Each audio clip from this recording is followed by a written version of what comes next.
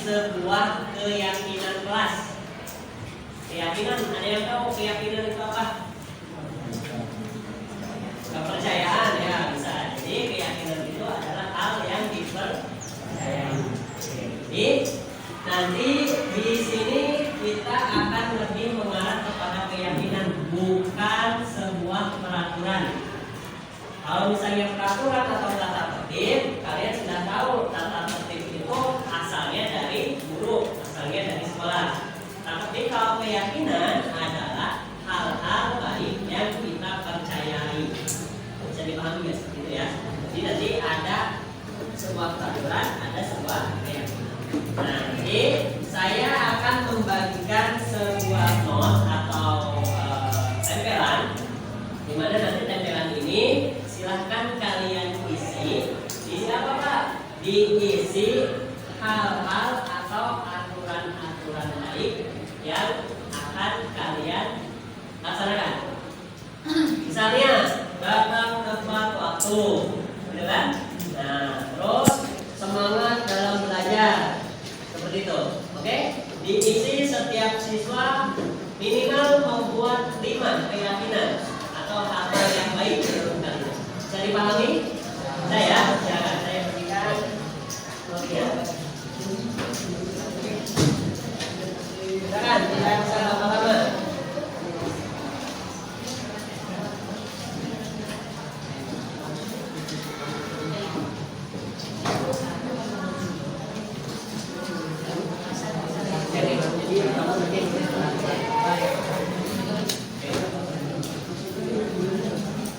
Nanti saya kasih contohnya ya, biar kamu bisa kebingungan.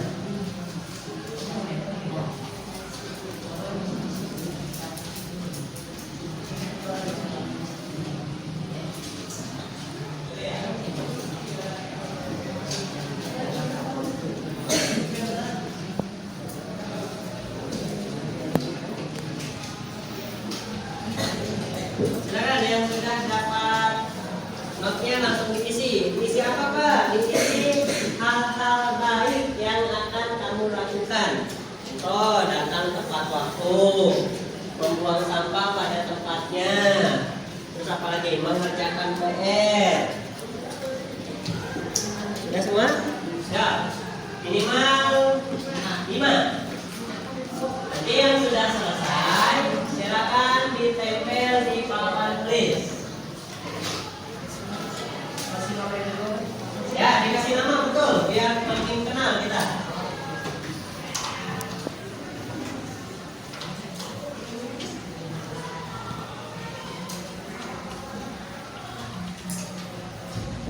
Ada yang sudah selesai?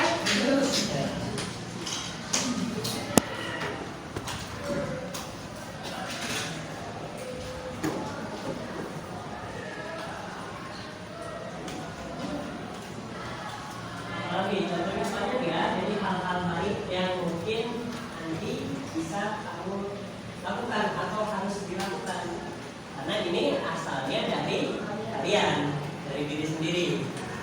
Ingat, hal-hal baik itu harus selalu dilakukan.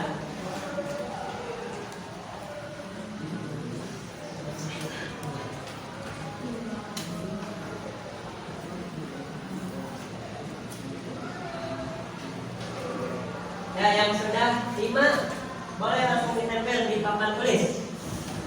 Keren, nanti kita baca bersama-sama.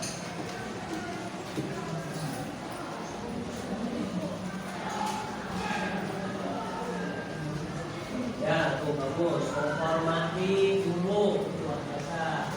Bukan hanya menghormati guru dari ya, bisa menghargai teman.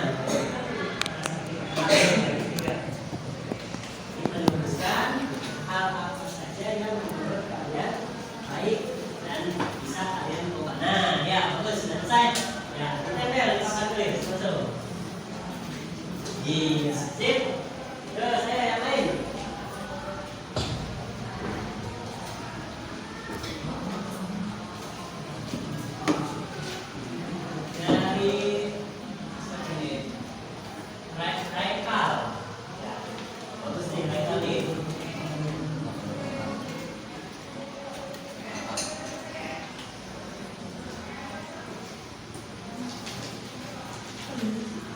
Ya, misalnya jadi berapa? Boleh lebih dari 5? Boleh, lebih bagus lagi. Kalau kamu cukup 5 aja cukup Pak. Bapak. Ya, silakan Pak balik tadi. Ya.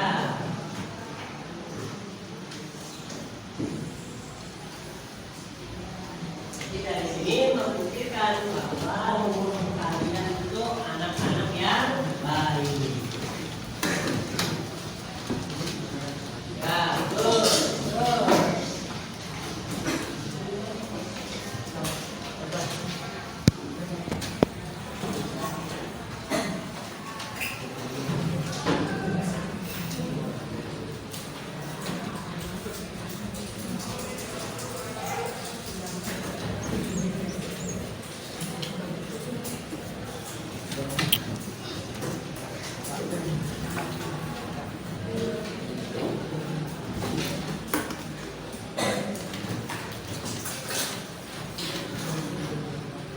Dan semua kalau ada yang belum?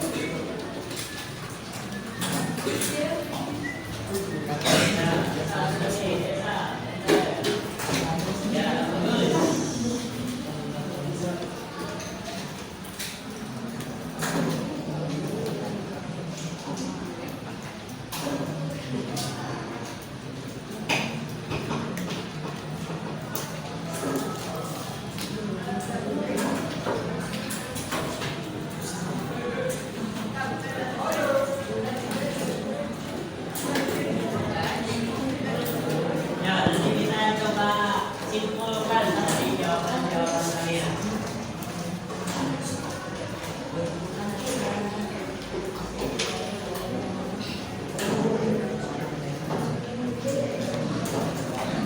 Ya, ini oke.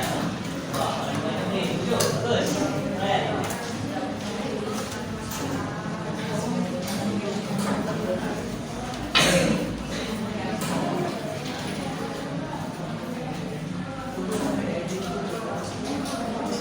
Sudah semua?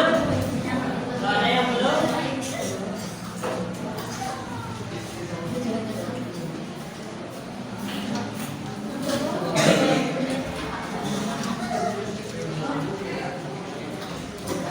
Ya, sambil saya masih ya.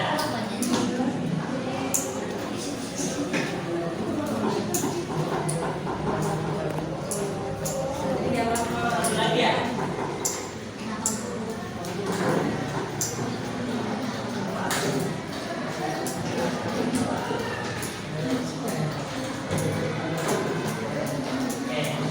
Oke, silakan diperhatikan kembali ya. Jadi ini yang saya maksud adalah sebuah keyakinan di mana hal-hal ini adalah hal-hal baik yang nanti akan kita lakukan bersama-sama. Ya, apa dengan siapa tadi namanya? Ya, itu pasti berbeda buatnya karena satu sama lain memiliki pemikiran yang berbeda-beda.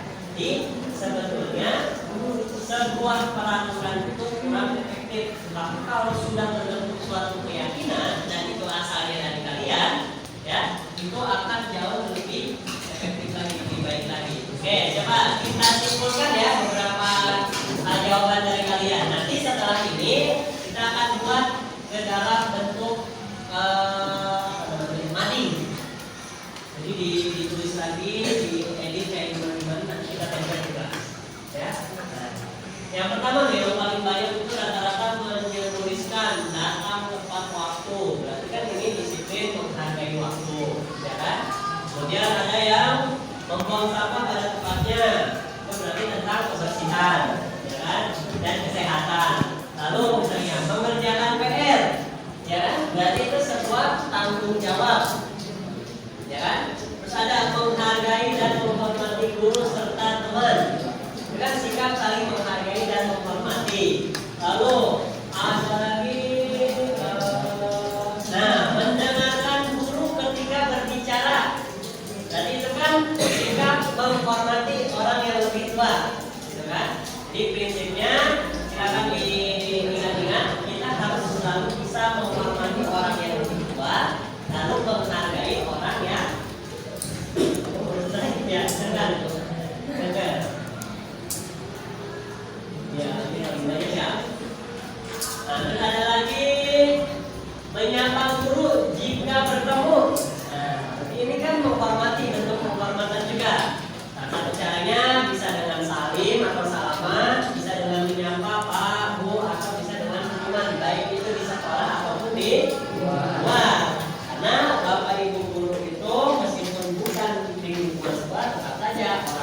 kamu, ya kan? Orang tua kamu di rumah dan orang tua kamu di sekolah. Itu bapak ibu, guru. Terus ada lagi. Nah, tidak boleh bolos katanya. Ya, tidak boleh bolos. Itu berarti kita mengarahkan ke arah disiplin, kedisiplinan. Jadi hasil dari apa yang kamu tulis di sini, ya kan? Ada beberapa masih yang menggunakan kalimat negatif. Nanti bapak kita berubah ke kalimat yang positif. Saya di sini. Nah, tidak datang tepat waktu atau tidak membuang sampah pada tempatnya. Nah, itu kita nanti ubah ke dalam kalimat positif.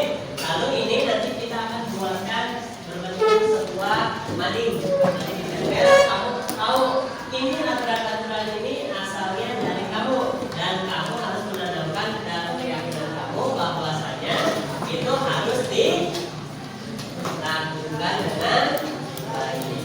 Bisa dipahami? Saya. Oke, itu saja. Terima kasih banyak. Nanti kita ketemu di lain kesempatan. Saya akhiri. Assalamualaikum warahmatullahi wabarakatuh. Waalaikumsalam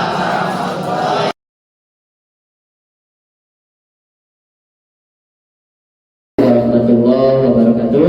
Waalaikumsalam warahmatullahi wabarakatuh. Alhamdulillahirrahmanirrahim. Nabi nasta'in wa ala alihi salatu wassalamu ala asrofil anbiya'i wal mursalin wa ala alihi wa sahbihi wa sallam ajma'in amma ba'du. Qala rabbi salli wa yassir amri wa hlul 'uqdatam min lisani yafqahu qawli. Sadaqallahu alazim. Yang sama-sama kita hormati Bapak Kepala Sekolah SMP Hidayatullah Husna, Bapak Haji atau Sarifuddin ST, Bapak dan Ibu Wakil Kepala Sekolah baik bidang kesiswaan, keagamaan, kurikulum dan humas, serta Bapak Ibu Dewan Guru dan staf tata usaha SMP Hidayatullah Husna yang alhamdulillah hari ini bisa berkesempatan hadir dalam rangka diseminasi kegiatan aksi nyata saya di sekolah SMP Hidayatullah Husna. Puji syukur mari kita panjatkan kehadirat Allah Subhanahu wa taala karena atas berkat rahmatnya kita bisa berkumpul di hari yang lumayan cerah ini. Terima kasih banyak saya ucapkan untuk Bapak Ibu Dewan Guru yang bisa meluangkan waktunya. Langsung saja hari ini kita akan membahas berkenaan dengan aksi nyata 1.4 penerapan budaya positif di lingkungan SMP Hidayatullah Husna. Sebetulnya mungkin Bapak Ibu di sini sudah tahu hal-hal positif yang harus ada di sekolah itu apa saja. Di sini saya bukan menggurui apalagi lebih tahu dari Bapak Ibu. Kita sama-sama belajar bahwasanya segala sesuatunya harus kita pelajari kembali agar bisa lebih baik lagi. Sebelumnya saya mohon izin memperkenalkan diri. Nama saya Pak Tajudin SPD. Kebetulan alhamdulillah sekarang sedang menempuh pendidikan calon guru penggerak angkatan 8 Kabupaten Bekasi. Dan sebagai pengajar praktik saya Pak Heri Nugroho SPD dan fasilitator saya Pak Haryono. Hari ini kesepakatan dulu ya Bapak Ibu seperti biasa. Untuk kesepakatan kita hari ini ada 3 yang saya tuliskan di sini. Yang pertama mengikuti kegiatan dengan antusias, aktif dan semangat. 2 menghargai setiap pendapat. 3 HP di silent. Atau mau ada tambahan lagi? Atau sudah sepakat? Sepakat ya Bapak Ibu ya. Bapak Ibu ya. Ya, kita lanjutkan.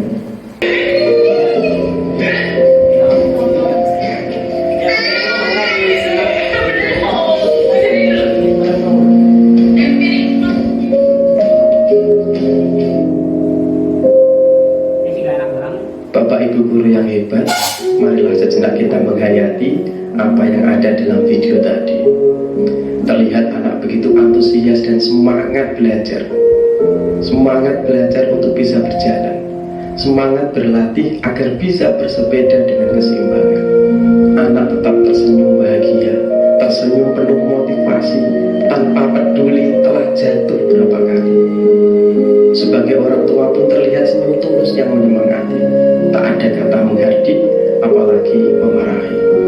Kala itu, mengapa anak kita dapat belajar dengan begitu cepat, seakan-akan tidak perlu mengeluarkan daya upaya khusus untuk menyerap semua informasi? Mengapa mereka terus mencoba meskipun gagal beberapa kali?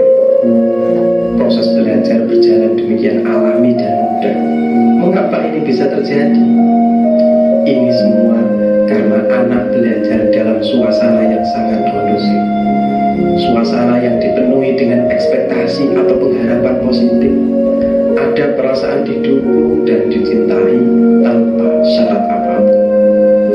Kesalahan tidak dimaknai sebagai suatu hal yang memalukan, tetapi dimengerti, dimaklumi sebagai suatu bagian dari keseluruhan proses.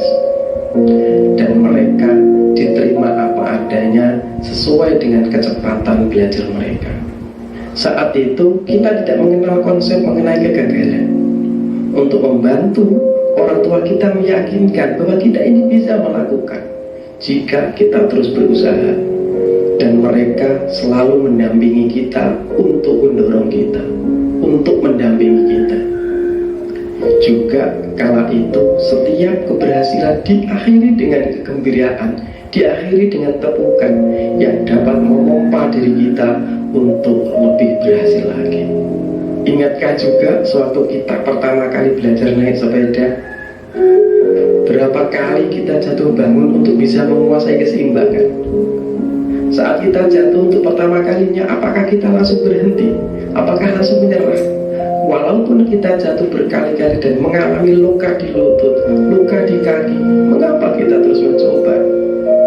Mungkin kita pernah mengalami jatuh ke got karena kita masih belum bisa mengendalikan jalannya sepeda. Tetapi mengapa masih kita teruskan? Ini semua adalah karena kebahagiaan. Kebahagiaan yang kita rasakan saat kita belajar mengendarai sepeda. Jatuh bangun tidak dimaknai sebagai suatu kegagalan, tetapi lebih sebagai suatu harga yang harus dibayar, yang akhirnya bisa menikmati kemampuan bersepeda. Bapak Ibu, sayangnya skenario ini sudah berubah total saat anak masuk ke sekolah. Bila sekarang ini kita masuk ke ruangan kelas, kita akan melihat anak-anak dengan wajah yang loyo, wajah yang bosan, wajah yang takut. Murid-murid merasa bosan karena pemikiran kreatif dan rasa haus akan ilmu pengetahuan dibatasi. Semangat dan kebahagiaan yang seharusnya ada dalam proses belajar kini telah hilang. Anak banyak tanya dianggap cerewet, anak kritis dianggap mengganggu. Ditambah lagi dengan tuntutan agar semua murid selalu bisa memberikan jawaban yang benar. Bila mereka membuat kesalahan, maka mereka akan mendapatkan hukuman. Murid atau anak kita tidak dimotivasi oleh rasa senang untuk belajar, tetapi lebih didorong oleh rasa takut untuk berbuat kesalahan. Seringkali kita menemukan siswa tidak berani menjawab pertanyaan itu bukan karena dia tidak tahu jawabannya, tapi lebih karena didorong oleh rasa takut kalau jawabannya itu salah. Siswa khawatir kalau sampai jawaban mereka salah, maka mereka akan dimarahi, mereka akan terlihat bodoh, mereka akan ditertawakan, bahkan dipermalukan di depan teman-temannya.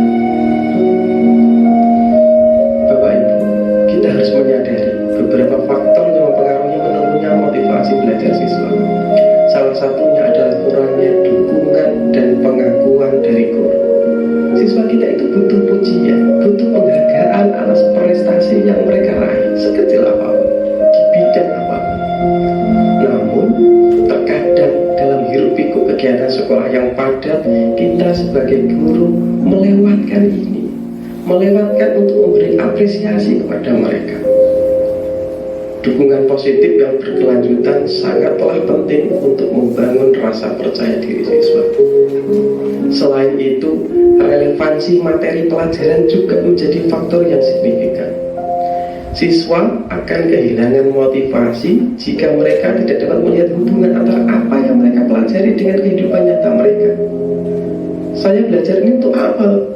Sebagai guru kita harus menciptakan keterkaitan antara materi pelajaran dengan dunia nyata siswa agar mereka dapat merasakan kebermanfaatan dari apa yang mereka pelajari.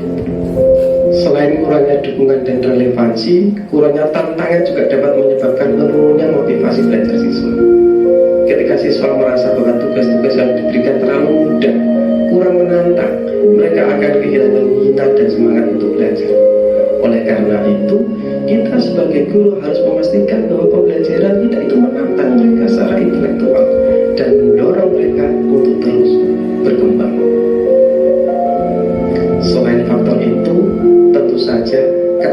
ketakutan akan kegagalan juga menjadi penghalang utama dalam mempertahankan motivasi belajar siswa. Siswa seringkali merasa takut untuk mencoba hal baru karena takut gagal. Mereka tidak menyadari bahwa kegagalan adalah bagian alami dari sebuah proses belajar dan merupakan kesempatan untuk belajar dan tumbuh. Oleh karena itu, penting bagi kita sebagai guru untuk mengubah persepsi mereka. Mereka harus memahami bahwa kegagalan adalah sebuah proses. Tentu kita juga harus mengajarkan mereka bagaimana cara menghadapi kegagalan secara bijak. Sebagai guru, tanggung jawab kita bukan hanya terbatas pada penyampaian materi pelajaran, tetapi juga membantu siswa kita tumbuh dan berkembang secara holistik. Kita memiliki peran yang sangat penting dalam mengembalikan semangat belajar siswa dan menjadikan sekolah sebagai tempat yang menyenangkan, tempat yang memotivasi dan mendukung perkembangan anak-anak. Dengan kerjasama dan dedikasi dari semua pihak terkait, kita dapat mengubah kisah ini, Bapak Ibu. Mari kita rubah kisah menurunnya motivasi belajar menjadi kisah kesuksesan anak-anak. Terakhir, cobalah Bapak Ibu pandang wajah-wajah siswa kita di kelas. Wajah yang sebenarnya penuh pengharapan, penuh harapan agar kita sebagai guru mampu mendidik, mampu membimbing agar mereka menjadi pribadi yang soleh, yang pintar, yang berprestasi, agar kelak mereka bahagia dalam menjalani hidup kita. Juga agar mereka tidak terlindas oleh derasnya arus perkembangan zaman. Sekali lagi Bapak Ibu, lihat wajah anak-anak, lihat sorot mata mereka. Mereka memang bukan anak kita. Kita tidak punya hubungan darah dengan siswa-siswa kita. Tetapi ingat, mereka adalah umatnya Kanjeng Nabi. Mereka adalah umatnya Rasulullah SAW yang begitu dicintai. Kita tentu teringat apa wasiat terakhir Kanjeng Nabi sebelum meninggal. Ummati, ummati, ummati. Inilah mereka ini umatnya Kanjeng Nabi, Bapak Ibu. Bayangkan betapa bahagianya Rasulullah, betapa senyum tulus bahagia Rasulullah jika kita dengan ikhlas mendidik, membimbing umat beliau yang sangat dicintai. Bapak Ibu, semoga Allah selalu mengilhami kita, memberikan kita kekuatan untuk terus belajar, untuk terus mengembangkan kompetensi demi anak didik kita, demi keberhasilan pembelajaran, demi masa depan Indonesia. Amin Allahumma amin. Assalamualaikum warahmatullahi wabarakatuh. Waalaikumsalam warahmatullahi wabarakatuh. FM tuner. The Bluetooth device is ready to pair. The Bluetooth device is connected successfully. Ya, dari video tersebut ada yang bisa merefleksikannya Bapak Ibu sekalian? Satu orang mungkin cukup. Kegagalan sebuah proses dari keberhasilan. Jadi intinya kita, ya saya pribadi terutama, masih jauh dari harapan yang disampaikan sebagai seorang guru, karena ya sama-sama kita tahu kita masih banyak kekurangannya ya Bapak Ibu. Tujuan mengajar pun ya kita sampai sekarang juga sebetulnya masih belum paham dan belum seikhlas yang disampaikan tadi di video gitu kan. Seperti itu mungkin. Baik Bapak Ibu, untuk mempersingkat waktu, hari ini yang akan kita bahas itu ada 7 materi yang mudah-mudahan bisa tersampaikan dengan singkat, padat dan jelas. Dan yang pertama akan ada perubahan paradigma belajar, disiplin positif, motivasi perilaku manusia, kebutuhan manusia, posisi kontrol institusi, keyakinan kelas, dan yang terakhir ada institusi. Kita lanjut ke yang pertama ya. Ini untuk pembelajaran dengan paradigma baru. Bahwasanya pembelajaran paradigma baru merupakan pembelajaran yang berorientasi pada penguatan kompetensi dan pengembangan karakter yang sesuai dengan profil pelajar Pancasila. Jadi yang sama-sama kita tahu ataupun untuk kita-kita yang belum tahu, ini Bapak Ibu profil pelajar Pancasila tuh ada 6 poin. Ada 6 poin yang lagi gembar-gembornya sekarang lagi dicetuskan oleh kementerian. Yang pertama itu beriman, bertakwa kepada Tuhan Yang Maha Esa dan berakhlak mulia. Kemudian berkebinekaan global, bergotong royong, kreatif, bernalar kritis dan mandiri.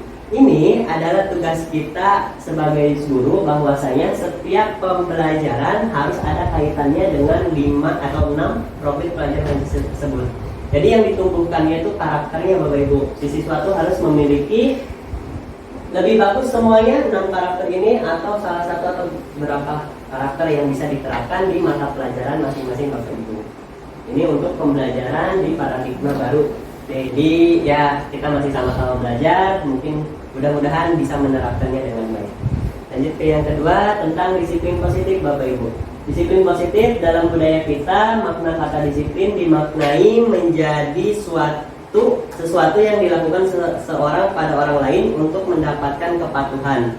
Jadi kalau kita lihat dari kata disiplin, kita sering menganggapnya disiplin itu harus patuh, disiplin itu harus sesuai dengan aturan gitu kan. Kita cenderung menghubungkan kata disiplin dengan ketidaknyamanan. Rata-rata anak-anak yang merasa bahwasanya disiplin itu sebuah aturan atau perintah, mereka nggak bakal merasa nyaman.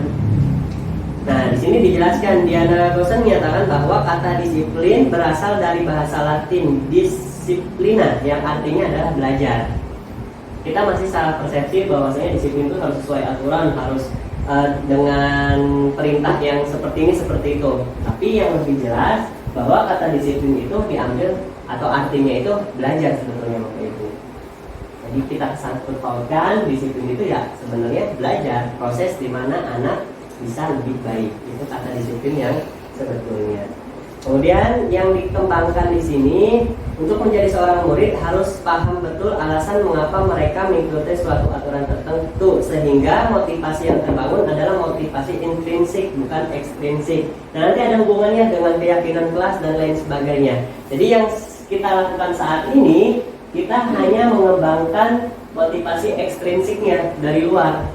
Kamu harus kayak gini, harus kayak gitu, harus kayak dia, harus baik, harus benar. Tapi motivasi intrinsiknya tidak ditumbuhkan. Motivasi intrinsik itu berasal dari diri sendiri atau dari anaknya sendiri.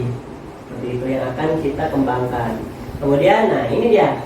Mungkin kita sama-sama belajar dari sini bahwasanya hukuman dan konsekuensi itu berbeda Bapak Ibu. Hukuman dan konsekuensi itu berbeda. Yang digembar-gemborkan sekarang itu hukuman sudah tidak ada, adanya konsekuensi yang nanti dirubah menjadi sebuah restitusi. Coba kita sama-sama belajar dari sini. Untuk soal yang pertama Bapak Ibu, mencatat 100 kali di dalam buku kalimat saya tidak akan terlambat lagi karena terlambat ke sekolah. Itu hukuman apa konsekuensi kira-kira Bapak Ibu? Hukuman. Nanti jawabannya ada di belakang ya. Yang kedua, lari mengelilingi lapangan basket 2 kali karena terlambat hadir di sekolah. Hukuman. Membersihkan coretan yang dibuatnya di meja tulis. Konsekuensi. Nah, mulai paham nih Bapak Ibu nih. Terus yang selanjutnya, murid diminta untuk push up 15 kali karena tidak menggunakan masker ke sekolah. Hukuman. Menggantikan kertas tugas teman yang telah dicoret-coret. Konsekuensi. Berjemur di lapangan basket pukul 12 siang karena mengobrol dengan teman. Hukuman. Terakhir, murid diminta bertelanjang kaki sepanjang hari karena tidak menggunakan sepatu warna hitam sesuai peraturan sekolah. Hukuman. Hukuman. Konsekuensi. Nih jawabannya ya Bapak Ibu. Hukuman. Ya, jadi dari sini kita sudah mulai bisa meraba-raba mana yang bentuknya sebuah hukuman, mana yang bentuknya sebuah konsekuensi. Ya, ini jawaban-jawabannya. Kita lanjutkan Bapak Ibu. Kita ke arah lebih dalam lagi. Tadi saya sudah bilang, ada hukuman, ada konsekuensi, ada restitusi. Dan biasanya ini restitusi ini lebih mengarah ke tindak lanjut dari konsekuensi yang sudah ada. Hukuman, sistemnya itu tidak akan berjalan bila murid tidak takut. Hukuman itu pasti membuat murid takut. Kalau konsekuensi memerlukan monitoring dan supervisi terus-menerus dari guru. Kita harus mantau anak-anak terus tuh. Sedangkan kalau restitusi, murid belajar bertanggung jawab untuk perilakunya. Kemudian, hukuman mendorong menyalahkan diri. Tapi kalau konsekuensi mendorong kepatuhan, lalu restitusi mendorong disiplin positif. Lalu, hukuman anak belajar menyembunyikan kesalahan. Konsekuensi anak belajar taat peraturan. Sedangkan untuk restitusi, anak belajar memecahkan masalah. Kemudian hukuman dibuat oleh guru. Ini poin pentingnya. Konsekuensi dibuat oleh guru dan murid. Restitusi dibuat oleh murid. Jadi mungkin sudah ada bayangan hukuman itu berarti tata tertib, konsekuensi itu kesepakatan kelas. Nah, restitusi itu keyakinan yang muncul dari diri anak-anak. Bapak Ibu mungkin sudah menerapkannya di kelas. Terus yang terakhir, mencoba mengontrol anak dengan penguatan negatif, dan biasanya hukuman itu ke arah-arah yang negatif. Push up, suruh ngapain ke arah-arah yang negatif. Untuk konsekuensi, mencoba mengontrol anak dengan penguatan positif. Kemudian untuk restitusi, anak paham bahwa dirinya sendiri yang pegang kendali untuk kontrol. Makanya di sistem restitusi nanti hukuman itu bentuk tanggung jawabnya itu ketika anak membuat kesalahan, ya si anak tersebut mau bertanggung jawab seperti apa. Tapi harus ada hubungannya dengan apa yang dilakukannya. Seperti itu. Kita lanjutkan Bapak Ibu. Lanjut ke motivasi perilaku manusia. Nah, di sini Diana Goshen menyatakan ada 3 motivasi perilaku manusia. Satu, untuk menghindari ketidaknyamanan atau hukuman. Jadi orang itu berperilaku rata-rata poin yang paling dasar menghindari ketidaknyamanan atau hukuman. Anak-anak patuh tata tertib itu biar nggak dihukum sebetulnya, kan? Kemudian naik ke tingkatan selanjutnya untuk mendapatkan imbalan atau penghargaan dari orang lain. Kemudian yang tingkatannya paling tinggi, untuk menjadi orang yang mereka inginkan dan menghargai diri sendiri dengan nilai-nilai yang mereka percaya. Ini yang masih sulit ditanamkan karena setiap pribadi anak berbeda-beda pemahamannya. Nah, disinilah tugas kita Bapak Ibu, mengarahkan anak-anak untuk lebih bertanggung jawab kembali. Selanjutnya, ini yang kemarin mungkin sempat saya singgung di rapat kerja kemarin, bahwasanya di kurikulum sekarang sepatutnya sudah tidak ada yang namanya penghargaan atau ranking kelas sebetulnya Bapak Ibu.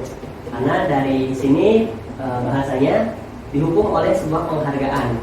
Saat kita berulang kali menjanjikan hadiah kepada anak-anak agar berperilaku bertanggung jawab, atau kepada seorang murid agar mempelajari sesuatu yang baru, atau kepada seorang karyawan agar melakukan pekerjaan yang berkualitas, kita sedang berasumsi mereka tidak akan melakukannya atau mereka tidak akan memilih untuk melakukannya. Jadi tidak akan dilakukan kalau tidak ada imbalan atau tidak ada penghargaannya. Itu yang mungkin saat ini masih tertanam. Ya mungkin kita juga sama-sama tahu anak-anak rata-rata ketika belajar dijanjikan orang tuanya kalau ranking segini, gitu kan, nanti dibeliin ini. Jadi anak-anak motivasinya itu dari ekstrinsik, dari orang tua, bukan dari anaknya sendiri. Kan? Nah, lanjut. Di sini Alvifon mengemukakan baik penghargaan maupun hukuman adalah cara-cara mengontrol perilaku seseorang yang menghancurkan potensi untuk pembelajaran yang sesungguhnya. Menurut Kohn, secara ideal tindakan belajar itu sendiri adalah penghargaan sesungguhnya.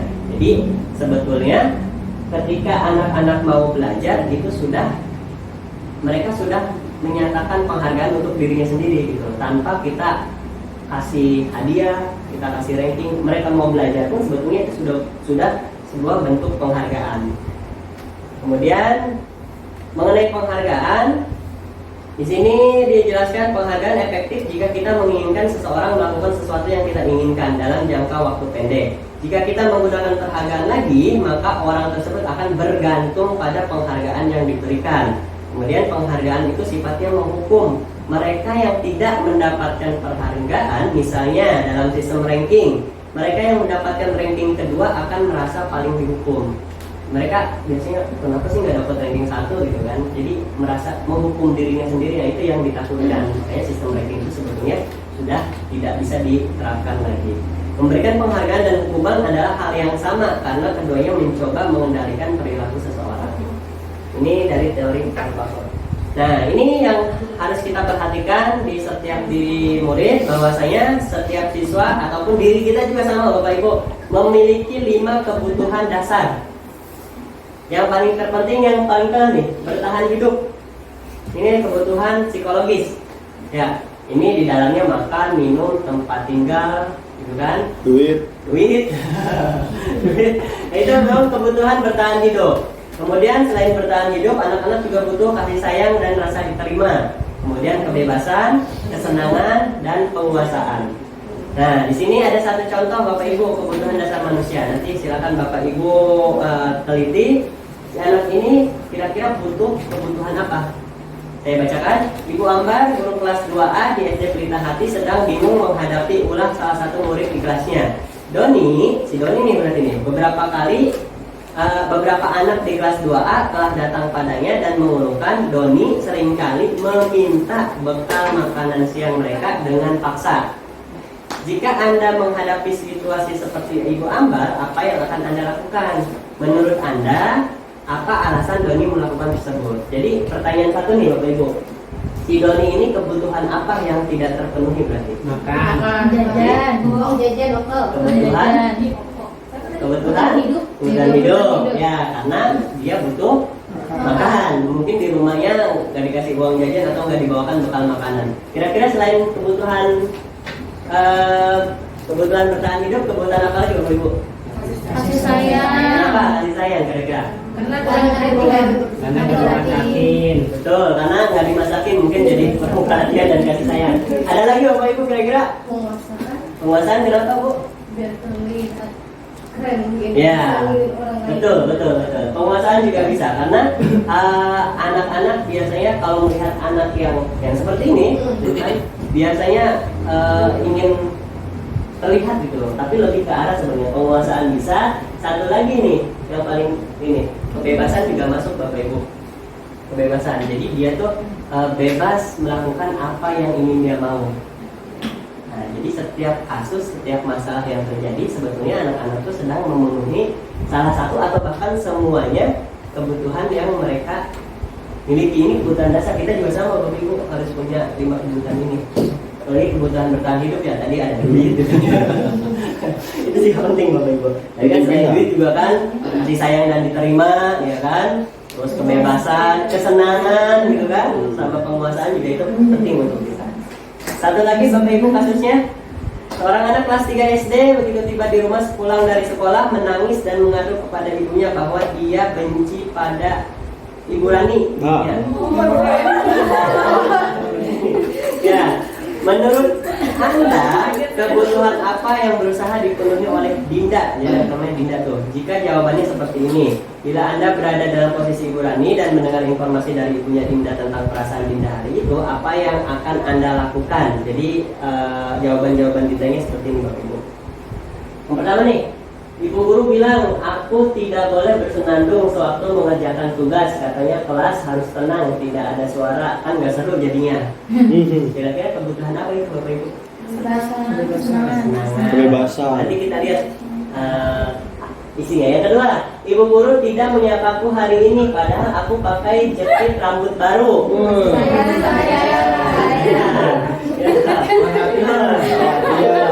Aku pernah ngerasain sih.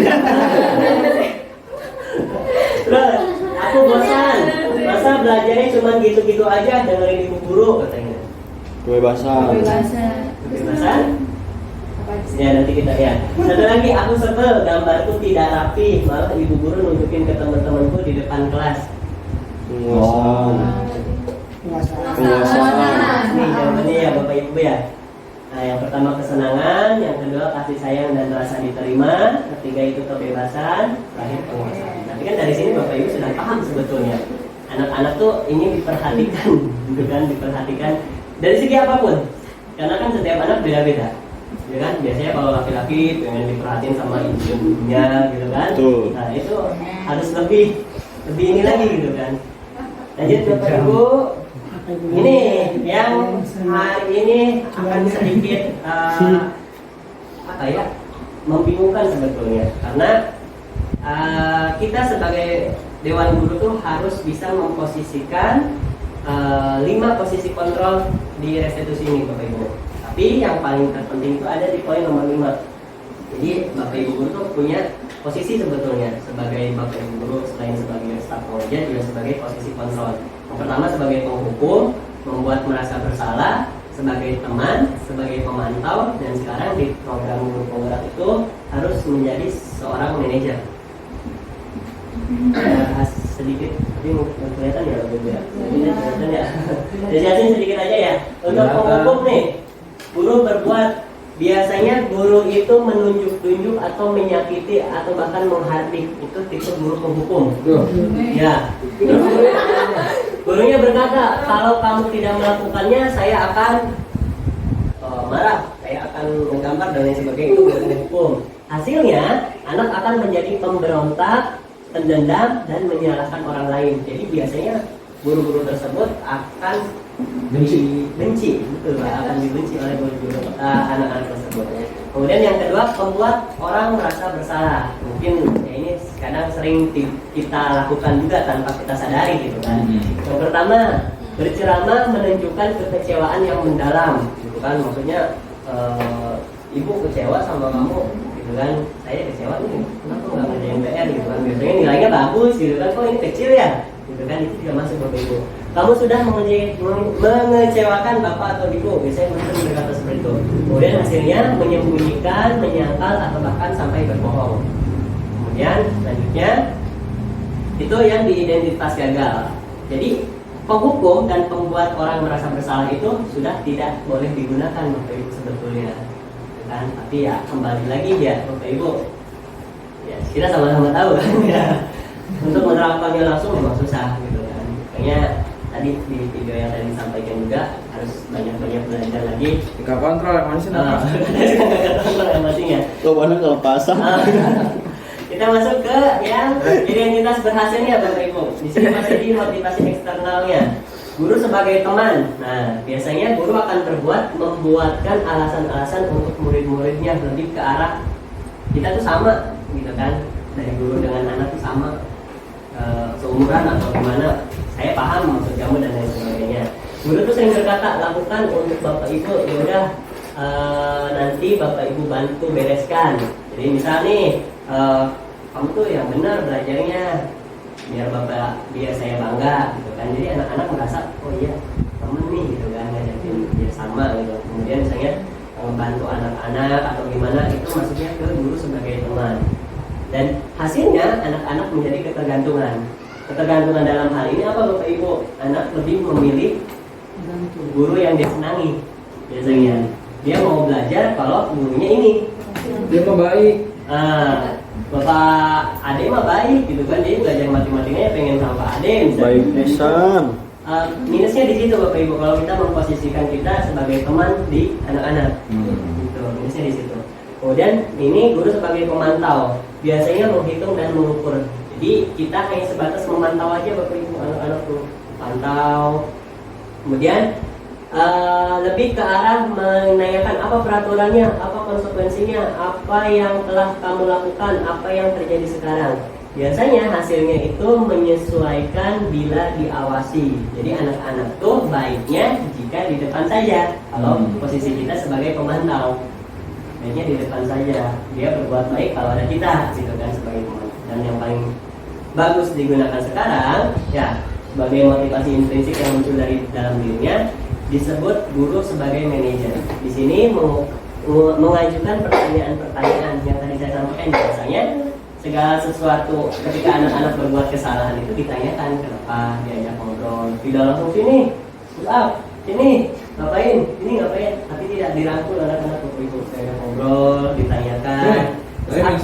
Nah, jadi nggak salah ya kenapa gitu kan. Jadi biasanya guru di sini menanyakan lagi apa keyakinan kelasnya, kamu meyakini hal tersebut sudah betul atau belum. Jadi intinya mah lebih ke arah merangkul anak gitu, lebih ke arah merangkul anak. Dan terus hasilnya akan menguatkan watak atau karakter, di mana bentuk restitusinya itu bukan dari kita, tapi lebih ke arah kamu melakukan hal ini, kira-kira apa yang mau kamu lakukan untuk memperbaikinya. Jadi bukan dari kita Bapak Ibu, tapi dari anak-anak. Oh Pak, saya mau ini, misal kemarin yang jadi ya ada anak yang mencoret-coret meja atau tembok gitu kan, jangan langsung diambil, dimarahin dan lain sebagainya, karena nggak ada hubungannya. Meskipun Bapak Ibu ngomelin, nyuruh push up dan lain sebagainya, si tembok masih tetap kotor gitu kan. Berarti kan ditanya tuh, kenapa kamu coret-coret gitu kan, misalnya, oh saya senang menggambar Pak gitu kan. Dia diarahkan,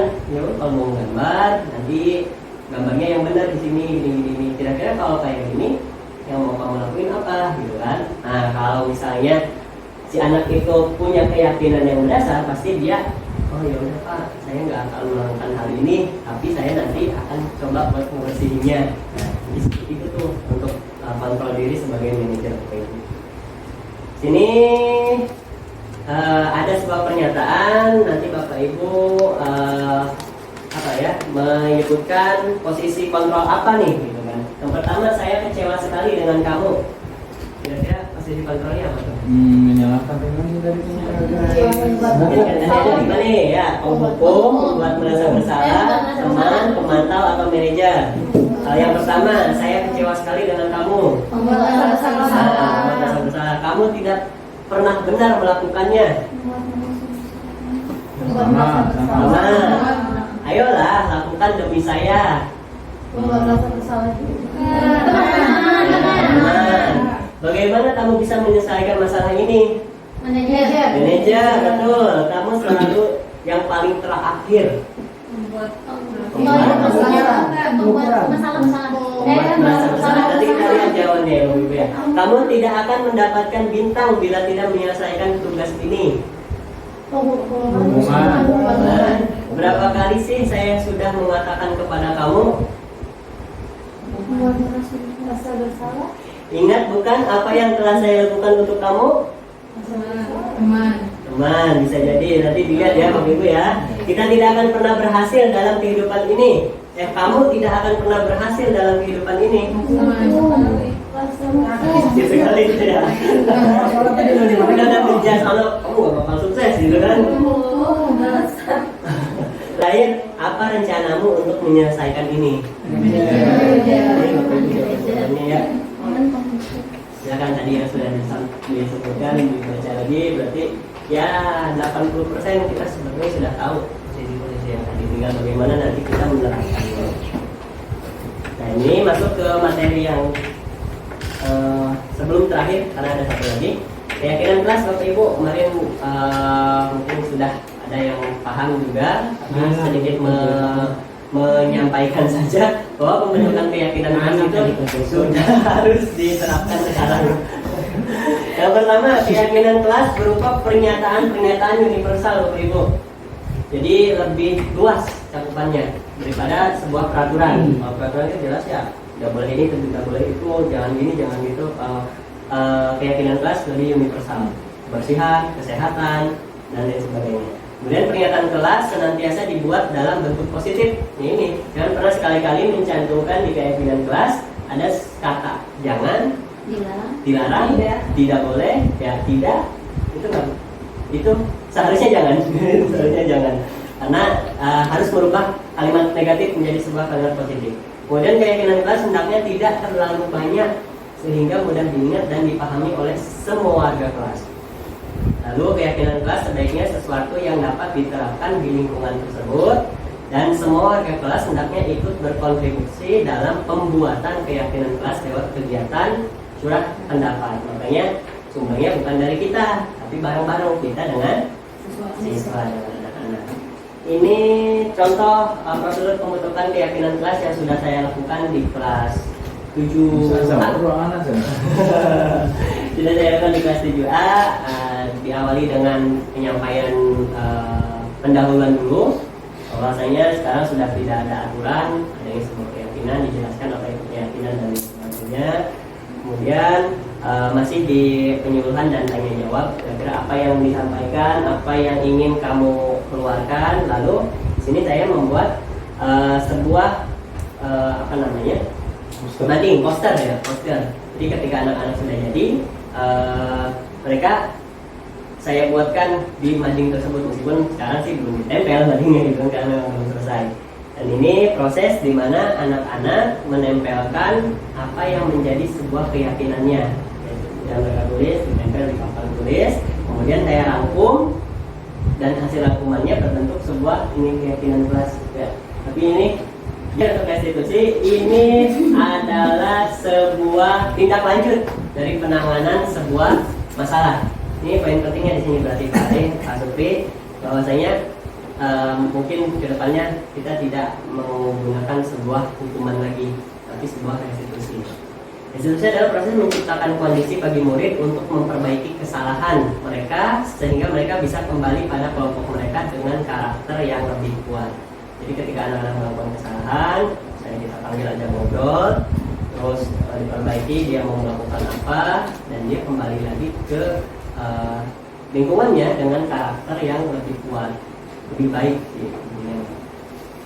Ini ciri-ciri restitusi. Restitusi bukan untuk menebus kesalahan, namun untuk belajar dari kesalahan.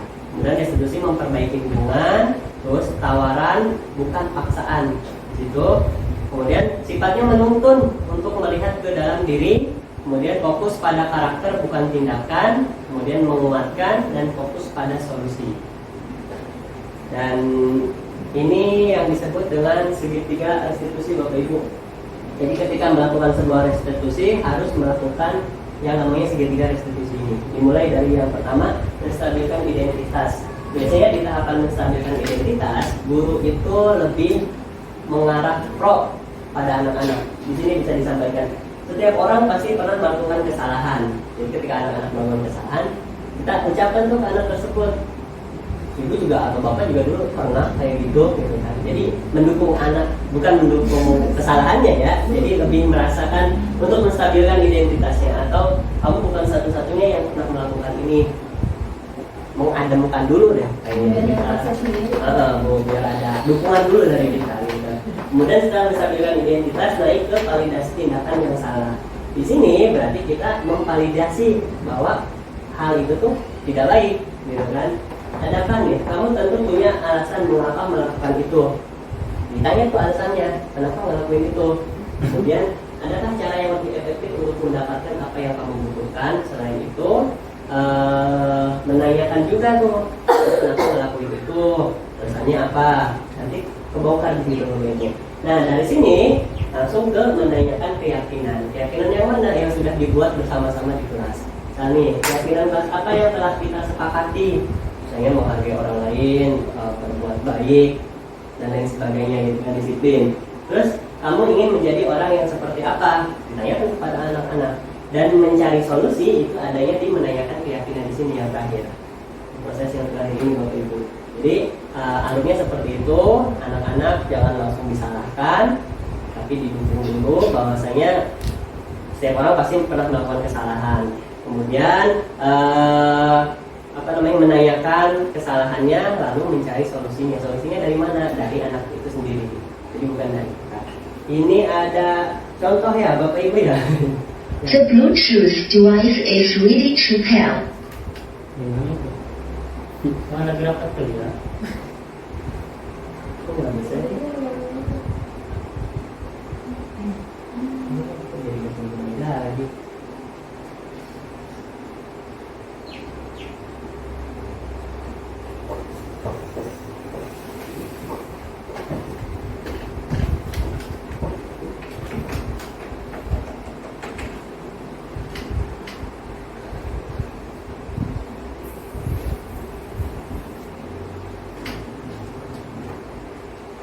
Ya intinya di sini alurnya sudah diterapkan semua, menanyakan, menstabilkan identitasnya, kemudian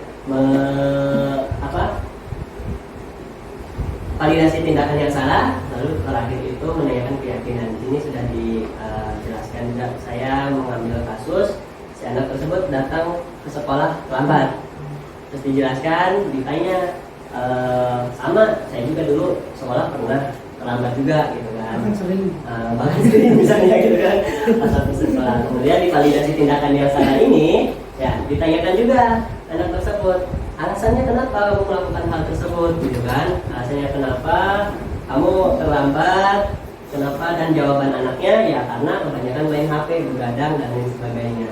Kemudian menanyakan keyakinan, saya tanyakan juga keyakinan apa yang sudah dilanggar. Berarti kan disiplin, menghargai waktu dan lain sebagainya. Lalu solusinya apa? Solusinya si anak ini yang pertama meminta maaf dan tidak akan mengulangi perbuatan tersebut. Lalu akan menyetel alarm, katanya Bapak Ibu, akan menyetel alarm agar dia bisa bangun lebih pagi lagi. Itu kan dia yang menyampaikan, bukan dari saya.